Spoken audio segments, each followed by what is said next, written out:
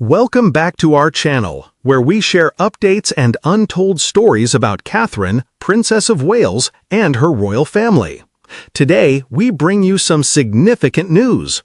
Catherine's rising role in unprecedented move by Duke of Kent shocked Camilla.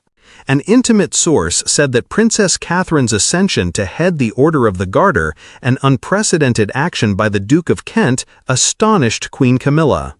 A significant transition in monarchical authority. The Duke of Kent's choice to resign from his long-standing leadership position in the Order of the Garter in favor of Princess Catherine signifies an extraordinary change in royal etiquette.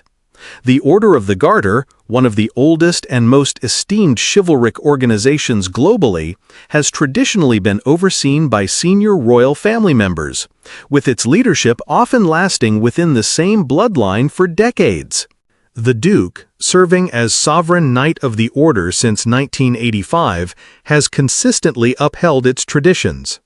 His decision to delegate this task to Catherine, a choice that surprised some royal insiders, indicates a notable deviation from tradition and highlights a wider evolution within the monarchy. The ramifications of this shift beyond simple ceremonial responsibilities.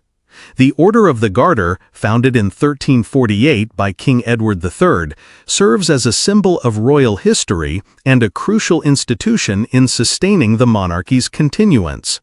Historically, leadership has been assigned to persons whose extensive tenure and profound affiliation with royal heritage render them inherent heirs. The Duke of Kent, a cousin of the late Queen Elizabeth II, and recognized for his steadfast commitment to royal responsibilities, was often seen as the epitome of this concept. His choice to assign Catherine this responsibility, especially at a period of modernization for the monarchy, has ignited much conjecture over the institution's future trajectory. Queen Camilla, in attendance during the event, was allegedly surprised by the news. Although she had always preserved a polite rapport with the Duke, the sudden transfer of authority and Catherine's ascension to a significant role within the order surprised her. Royal analysts propose that this action may indicate a burgeoning acknowledgement of Catherine's escalating prominence within the royal family, and her significance in determining its future trajectory. The decision coincides with King Charles's goal of a more efficient and progressive monarchy, whereby younger members are assigned more duties. As the ceremony progressed, the significance of this historic event became more apparent.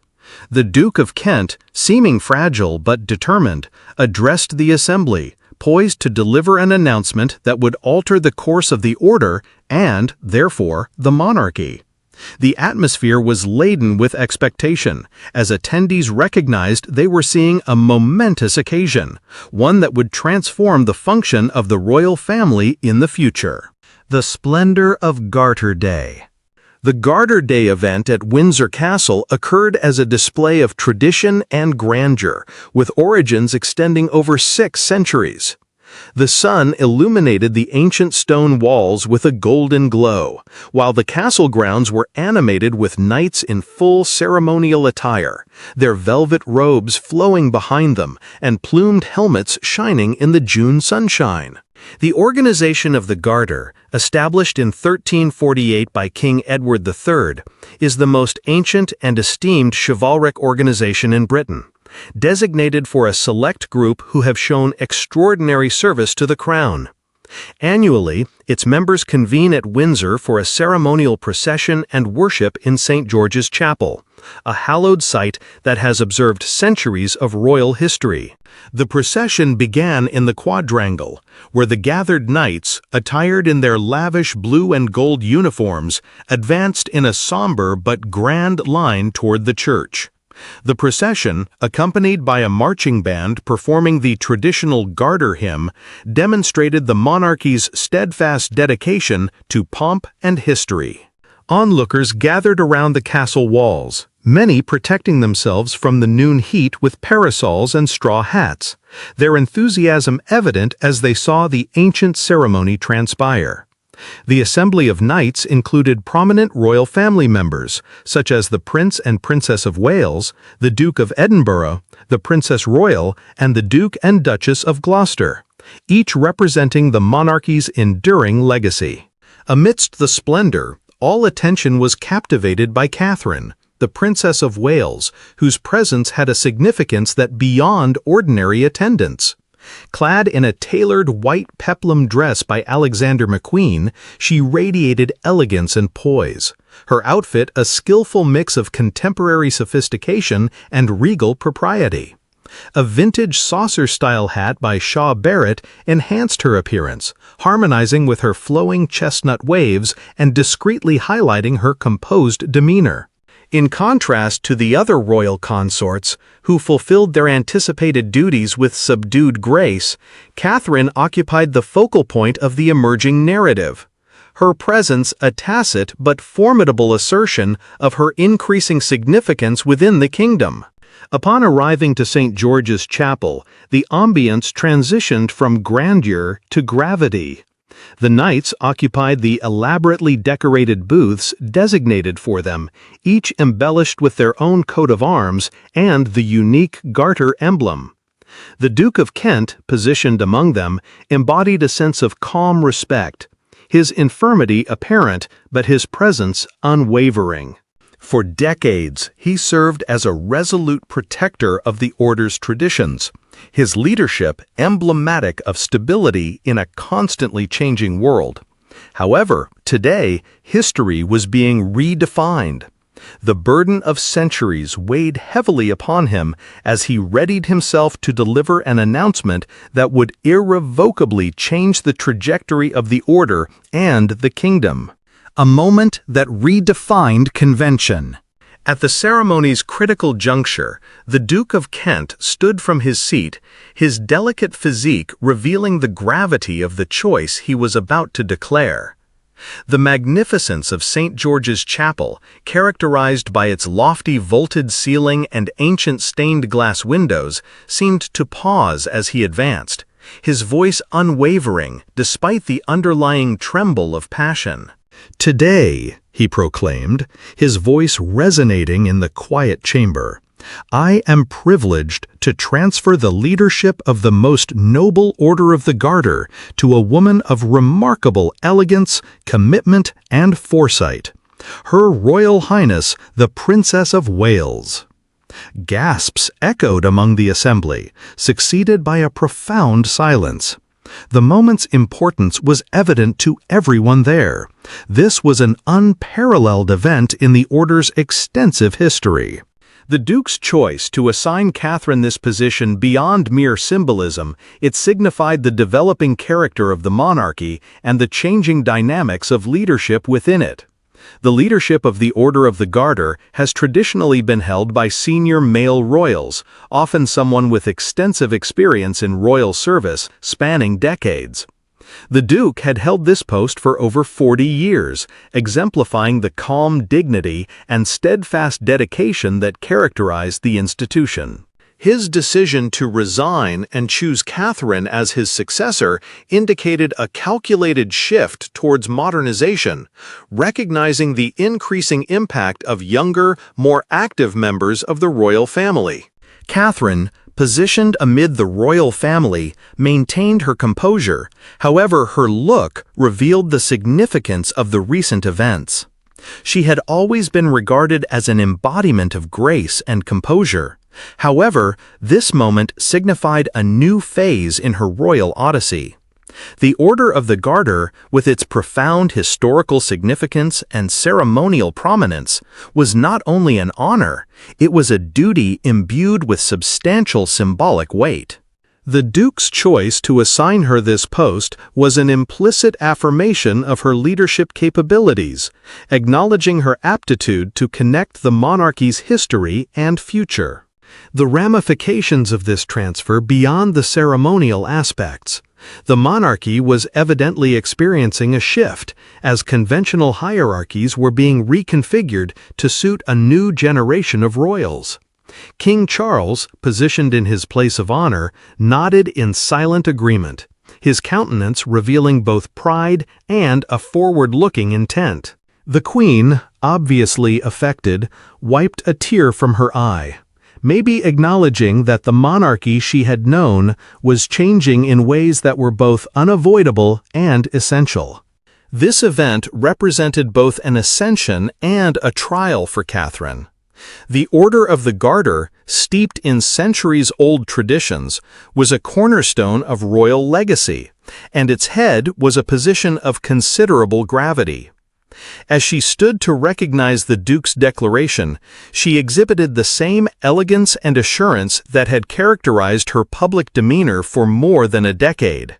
She had the burden of history, but also the potential of a new epoch, one where tradition and modernity might harmoniously coexist. A heritage of service and leadership. The Duke of Kent's decision to resign from his leadership position within the Order of the Garter was not done casually. For decades, he epitomized royal duty, acting as a resolute defender of tradition and an unwavering proponent of public service. Born in 1935, he was the first cousin of Queen Elizabeth II and one of the most lasting characters in the royal family. His dedication to the monarchy was apparent not just in his ceremonial responsibilities, but also in his substantial involvement with philanthropic organizations, military units, and national institutions. In his capacity as president of the Commonwealth War Graves Commission, he consistently advocated for the commemoration of those who lost their lives in service to their nation. His leadership of the Order of the Garter was a logical continuation of his enduring commitment to service. Nevertheless, despite his steadfast devotion, the Duke acknowledged that the monarchy was transitioning into a new epoch, one that needed innovative viewpoints and a revitalized dedication to modernization. At 89 years of age, he had become more dependent on help, and his routine had been modified to suit his advanced age. Although he continued to participate in royal duties, it was evident to his inner circle that the moment had arrived to transfer responsibilities to a younger generation. His choice to choose Catherine as the commander of the order was not only a succession issue, it was a calculated expression of confidence in the monarchy's future. The Duke had always esteemed Catherine's capacity to maneuver through the intricacies of royal existence with poise and fortitude. In contrast to several predecessors, she welcomed the difficulties of contemporary media criticism while preserving an aura of elegance and serenity. Her contributions to mental health advocacy, early childhood development, and cancer awareness have garnered her extensive acclaim, both in the United Kingdom and beyond. The Duke, renowned for his caution and judiciousness in royal matters, had silently monitored her development as a public figure and saw in her the attributes necessary for leading an organization as illustrious as the Order of the Garter. Furthermore, his choice was congruent with King Charles's overarching agenda, which has continuously promoted a more efficient and progressive monarchy. By assigning Catherine this duty, the Duke acknowledged her particular competencies while also emphasizing the need for the monarchy to adapt to maintain relevance. His handover was, in several respects, a symbolic act, an acknowledgement that leadership within the royal family was no longer constrained by strict tradition, but could be entrusted to individuals who most accurately represented its growing principles. Catherine's ascendancy as a royal foundation. Catherine's transition from a mostly private existence to a prominent role within the royal family has been characterized by perseverance, elegance, and a steadfast dedication to public duty. Since her marriage to Prince William in 2011, she has adeptly managed the intricacies of royal life, progressively embracing a more significant role in both ceremonial and philanthropic activities. In contrast to other individuals who have joined the royal family, she did not possess a heritage rich in aristocratic customs. Instead, she introduced a contemporary perspective and a profound comprehension of the significance of connection. Throughout the years, she has meticulously developed a public presence that harmonizes accessibility with noble majesty, becoming her one of the most esteemed figures of the monarchy. Her philanthropic efforts have substantially influenced her public persona. As a co-founder of the Royal Foundation, she has advocated for projects centered on mental health, early childhood development, and cancer awareness. Her involvement in the Heads Together campaign, aimed at destigmatizing mental health issues, profoundly resonated with the public, solidifying her image as a caring and progressive royal. Moreover, her personal struggle with illness, which she confronted with composure and fortitude, endeared her to the people, who saw her as a symbol of both fragility and strength. These events have reinforced her position as a prominent champion for health and well-being, while showcasing her capacity to confront hardship with poise. In addition to her philanthropic endeavors, Catherine has emerged as a representation of modern royalty, exemplifying the nuanced equilibrium between tradition and current significance. Her sartorial selections, often merging timeless sophistication with contemporary aesthetics, have established her as a worldwide style icon, while her capacity to connect with the public through amiable exchanges at events or poignant addresses has solidified her role as a uniting figure. The Duke of Kent, recognized for his reticent demeanor, has always esteemed her capacity to engage with others while upholding the decorum anticipated of a senior royal. His choice to choose her as the head of the Order of the Garter was, in several respects, an acknowledgement of her exceptional capacity to respect tradition while steering the monarchy into the future. Catherine has gained the confidence of the royal family and has become a fundamental element of its growing character through years of loyal devotion and steadfast commitment. A monarchical family unified in sentiment. Upon the Duke of Kent's announcement of his resignation and the appointment of Catherine as the new commander of the Order of the Garter, the royal family exhibited palpable emotion. Queen Camilla, positioned next to King Charles, was one of the individuals most impacted by the unforeseen transfer of authority. Renowned for her serene disposition, she was seen brushing away a tear, her countenance revealing a blend of astonishment and profound contemplation. Her long acquaintance with the Duke made his choice to abdicate such a distinguished position a personal event for her, and a notable milestone in the monarchy's continual evolution. The Queen, having spent years charting her course within the royal family, recognized the significance of the moment. Catherine's ascension represented not only a change in leadership, but a symbolic transformation in the monarchy's destiny. King Charles, positioned in his place of honor, acknowledged with a deliberate nod of approval. As sovereign, he had long championed a more efficient and progressive monarchy, one that welcomed a new generation of royals while maintaining its entrenched traditions.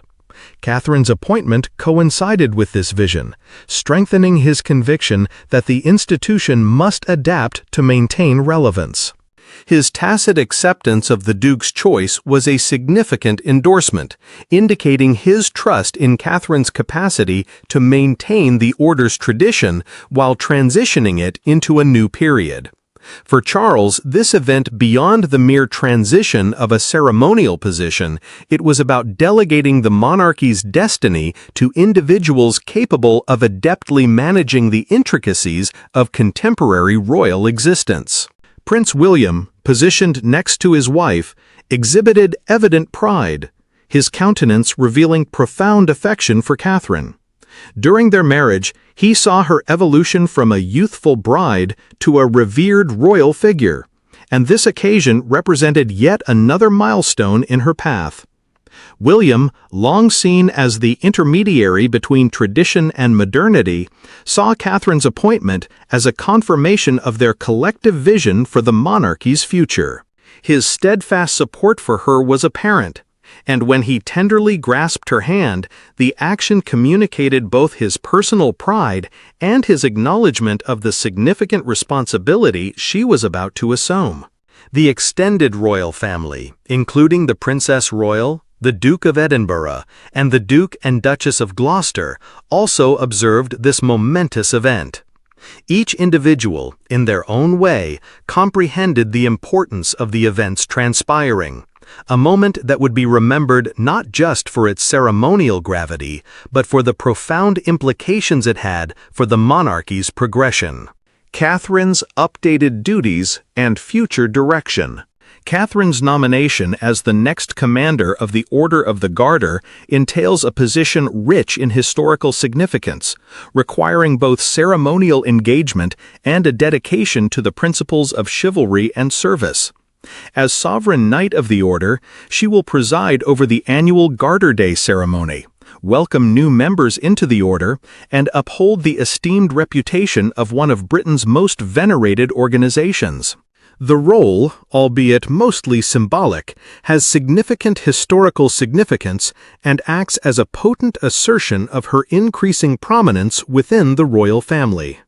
In addition to her ceremonial responsibilities, Catherine is anticipated to have a significant role in influencing the Order's future.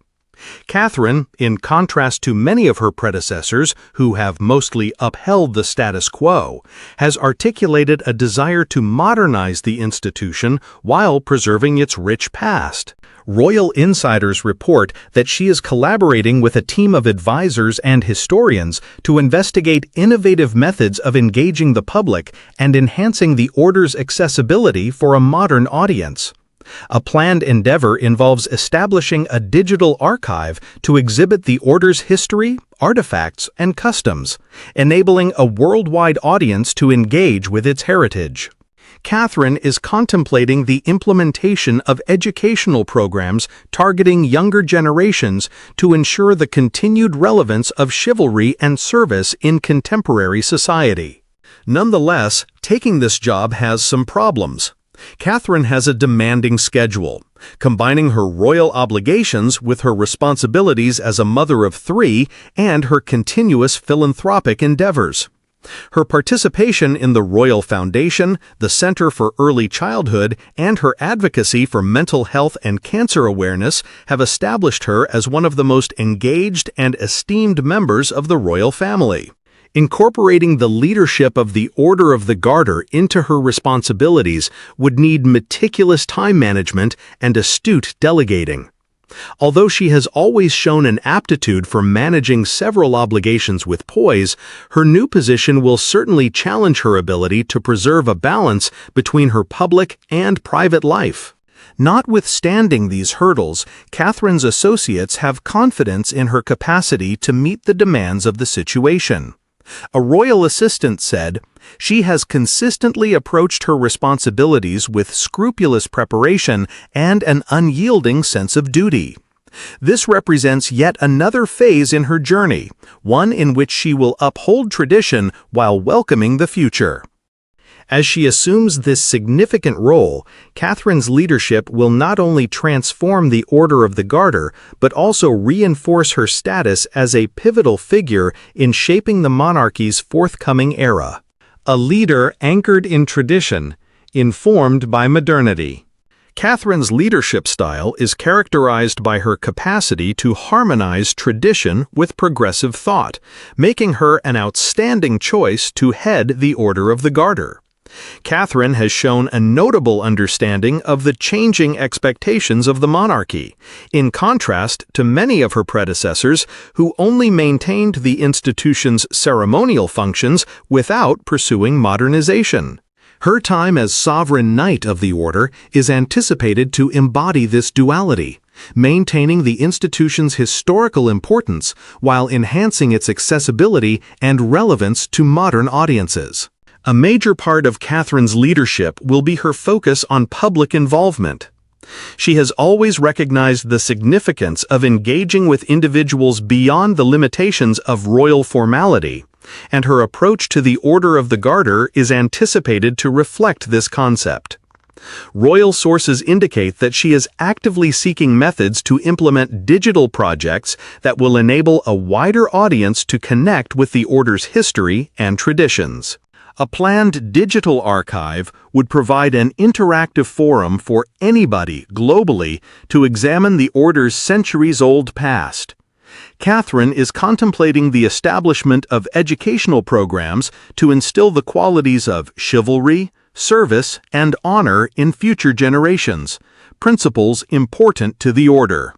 Catherine's leadership will be firmly rooted in her profound reverence for royal tradition. She is renowned for her scrupulous adherence to procedure, ensuring that each public appearance and engagement conforms to the requirements of her position. Her love for tradition was apparent in her demeanor at the Garter Day ceremony, when she exhibited the calm and grace that characterize her public appearance. Her capacity to effortlessly integrate contemporary with tradition is a key factor in her gaining the faith of senior royals such as the Duke of Kent, who saw in her a leader adept at preserving the monarchy's heritage while steering it towards the future. Catherine's leadership will be influenced by the guidance she has had from experienced members of the royal family, notably the Duke of Kent. His subtle sagacity and profound comprehension of royal obligation have significantly influenced her methodology in public service. Catherine's connection, founded on mutual respect and same principles, has enabled her to learn from one of the monarchy's most resolute personalities while establishing her own trajectory. Her assumption of this historic duty as head of the Order of the Garter will serve as both a monument to her own development and a reflection of the lasting impact of her mentors. The evolution of the monarchy and Catherine's influence on its future. The Duke of Kent's choice to choose Catherine as the commander of the Order of the Garter transcends mere symbolism. It signifies a larger evolution within the monarchy. Under King Charles, the institution has been progressively transitioning to a more efficient and contemporary framework, prioritizing adaptation and relevance. This change has been driven by the need to sustain public involvement in an age when conventional royal responsibilities are subject to heightened scrutiny. Catherine's selection represents a calculated shift towards a monarchy that incorporates youthful, vibrant individuals capable of reconciling historical continuity with modern demands. Catherine's involvement as a pivotal character in this shift beyond the ceremonial responsibilities of the Garter. Her leadership signifies a comprehensive effort to reconstitute the monarchy's public persona, one that is more approachable, inclusive, and responsive to contemporary societal issues. In contrast to other royal generations who often maintained a more aloof demeanor, Catherine has continuously shown a capacity to engage with the people on a personal basis. Her support for mental health, early childhood development, and cancer awareness has established her as an approachable and empathetic person, attributes that correspond with the monarchy's transforming role as a symbol of service rather than simply tradition. Catherine's appointment highlights a transformation in the monarchy's internal dynamics. Traditionally, leadership positions in esteemed organizations such as the Order of the Garter have been allocated to senior male royals, so maintaining a strict hierarchy that prioritized bloodline and longevity. By relinquishing his position in favor of Catherine, the Duke of Kent has defied precedent, indicating a readiness to choose talent and vision above convention. This choice enhances Catherine's standing within the royal family and establishes a precedent for future leadership changes, when competence and influence may supersede conventional seniority. Catherine's leadership of the Order of the Garter will exemplify the monarchy's ability to modernize while preserving its historical roots. Her capacity to harmonize history with innovation will be essential in determining the institution's destiny, guaranteeing its continued respect and relevance in the next decades. As she embarks on this new chapter, her leadership will redefine the order and reaffirm the monarchy's continuous evolution, one that accepts change while honoring its history. A heritage in formation. The service at St. George's Chapel transcended a mere ceremonial transfer of power. It epitomized the monarchy's ongoing resilience, its ability to adapt, and the profound family connections that sustain it. As the last strains of the Garter song reverberated across the old vaulted ceiling, attendees had a deep sensation of seeing history in the making. The Duke of Kent, having executed his responsibilities with understated dignity, let himself a rare grin, his gaze meeting Catherine's in tacit recognition of the trust he had bestowed upon her. In that ephemeral interaction, the significance of centuries was transmitted, not as a burden, but as a heritage to be revered and reinterpreted. For Catherine, the moment was the culmination of years spent adeptly maneuvering the intricacies of royal life with poise and fortitude.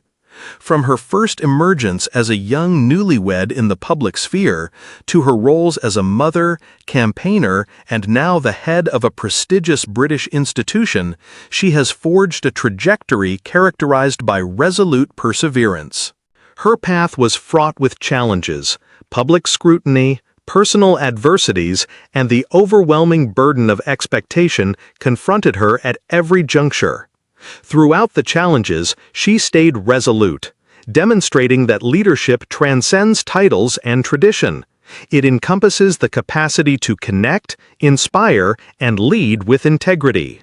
The wider ramifications of this momentous change go beyond the royal family alone. This reflects the monarchy's capacity to evolve while maintaining its fundamental principles, a nuanced equilibrium that will determine its significance in the future. As the globe evolves, the institutions that define national identity must also adapt. Catherine's stewardship of the Order of the Garter heralds a new epoch, one in which tradition and modernity harmoniously coexist, where history is revered but not constrained by inflexible limitations.